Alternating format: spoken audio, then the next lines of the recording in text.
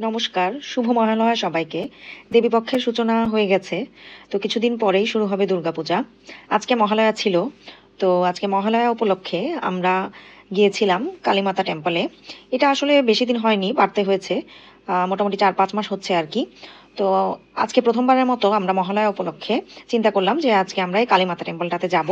তো আমরা আসলে মনে করেছিলাম যে এটা হয়তো শুধু কালীমাতা মন্দির, কিন্তু গিয়ে দেখলাম যে এখানে আসলে মোটামুটি আমাদের যত দেবদেবী আছে সবার বিগ্রহই আছে এখানে।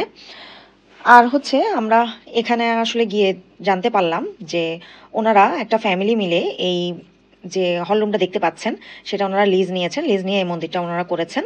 তো ওনারা আমাদেরকে একটা লিফলেট দিয়েছিলেন, ওই লিফলেটে লেখা ছিল কখন থেকে পূজা শুরু হবে, কখন কয়টা বাজে কি কি হবে, কখন প্রসাদ দেবে, কখন হচ্ছে পূজা হবে, সবকিছু লেখা ছিল। ওটা নিয়ে আমরা ডিসকাস করছিলাম। এই যে আপনারা দেখতে পাচ্ছেন এখানে মোটামুটি আমাদের সব দেবদেবীর বিগ্রহই আছে, এবং ওনারা বলেছে যে আমাদের যত পূজা হয় সারা বছরে, আমাদের যত পূজা হয় সব পূজাই ওনাদের এখানে করা হয়। তো যারা নতুন স্টুডেন্টরা আসতেছেন পারতে এবং হচ্ছে খুঁজতেছেন যে হচ্ছে কোথায় যাবেন, বিভিন্ন পূজার সময় কোথায় যাবেন, তারা এই মন্দিরটাতে আসতে পারেন।